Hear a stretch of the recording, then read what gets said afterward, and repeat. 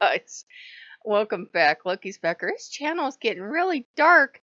Um, Sorry I wasn't on yesterday. I was doing some personal growth work. Take that as you will.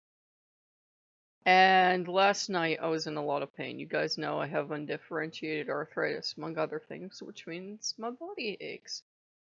And I was real achy last night, and I wanted the fan on because it was too stuffy in the bedroom. Yet when the fan was on, it was aggravating my arthritis. And I'm doing bibliomancy and everything because I think Odin has the wisdom to cure everything, right? And I'm getting so willow, so I come down, I swear to the gods, I come down, I find a little tiny bar of Hershey's chocolate, you know, those chocolate bars, that thing's gotta be almost a year old, I eat it anyways. And I carved the Sewillow rune into it, and I'm like chanting and everything. I took that, and I took just to cover my bases. I took something over the counter. Go back up, still filled blue, a little bitter, but still filled blue. And I just started idly thinking to myself, which is the answer? He doesn't want to give me a healing, or he can't give me a healing. And this just kept kind of running through my mind as I was finally falling asleep. And I had a dream this morning, and I've been having really vivid dreams lately. And in the dream, when I'm first in the dream, it's like I popped into the dream out of darkness, if that means anything. And I'm in this library, and I'm kind of figuring out where the library came from, but I'm in this beautiful, huge library. I mean, like, went on probably for blocks library. It's a big library, it's beautiful, it's ornamental, you feel like it's Victorian, and I'm walking through this beautiful library, and the first thing that happens is I hear a woman speaking. I hear the voice of this woman speaking, and she's reading something, and something like real simple. Remember, I'm dressed every day, so I'm dressed like Willie Nelson, walking around this real beautiful library, looking like myself. Nobody went to the trouble to make me beautiful in this dream. And I hear this woman's voice, and I'm gonna go towards it because I have an idea we had a falling out. And she was a friend I knew, but we had a falling out. But she was reading this thing, and it wasn't about Odin or anything. It was every day. It was like his everyday letter or something. But no matter where I went in the library, I couldn't find her. I would think her voice would be coming from over here, or her voice would be coming from over there. And there's like this help desk because it's that big a library. And I've never been in that big a library my whole life because I'm deprived. And I go to the help desk, and I tell her I heard someone lecturing because I look lost. And all these people are just very beautifully in this very beautiful library, yet nobody seems to think I'm out of place. And she tells me, "Oh, you need to go into this one hall." And I'm like, "Hall?" Because this is this huge library.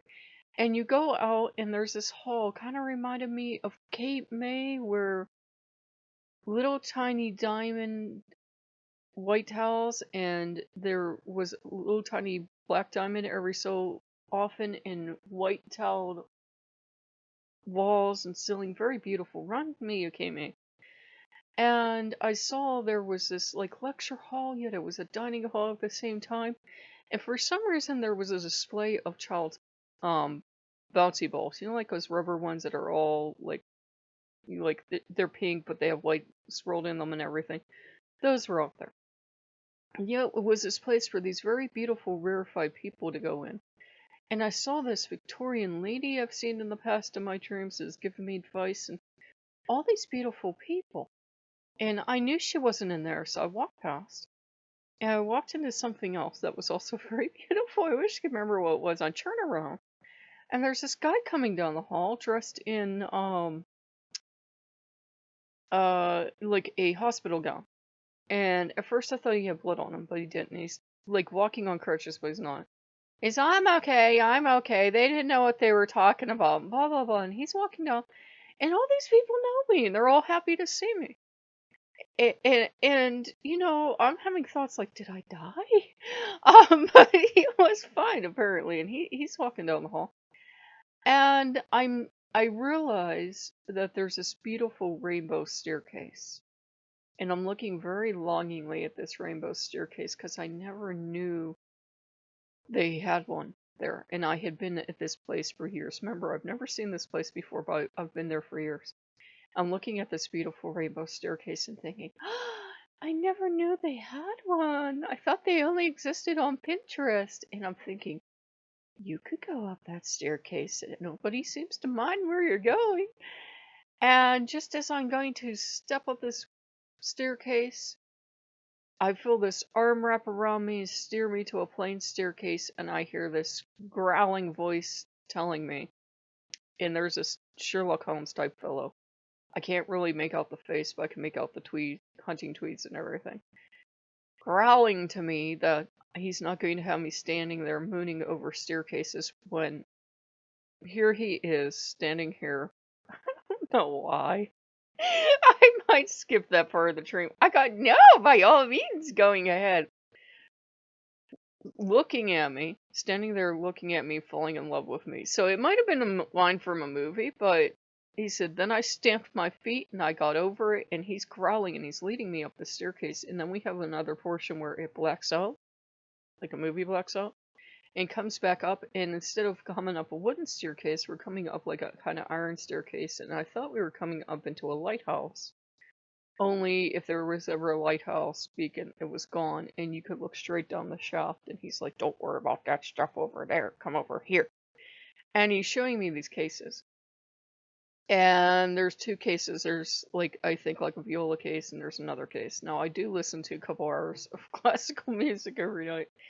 And he opens up the one case, and in these plastic bags, there's stuff like,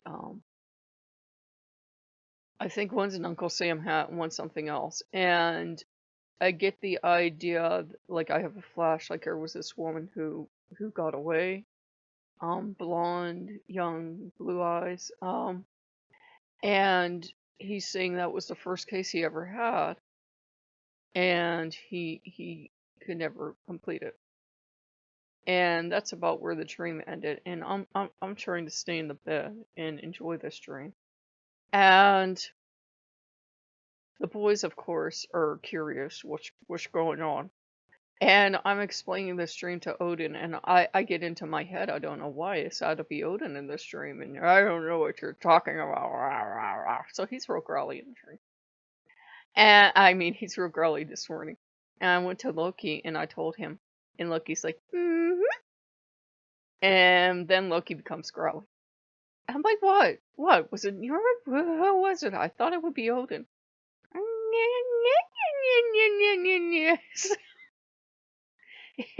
And Odin's just laying it on. He's like, I'm so happy you were loved in your dream. I'm so happy you found someone that cares about you. Jeez, okay. I don't know what it was. They say it could be your animus or something, but these have been really vivid dreams. And Odin was just, I don't know, grumpy this morning. But I wanted to get that down before I forgot it, because it feels like if I go back and watch this later, I'll understand. Sometimes I don't understand a dream till 3 or 4 days later, and I realize my initial analysis was completely wrong. So, if you like what you see, like, comment, subscribe, and I will see you later. Bye bye.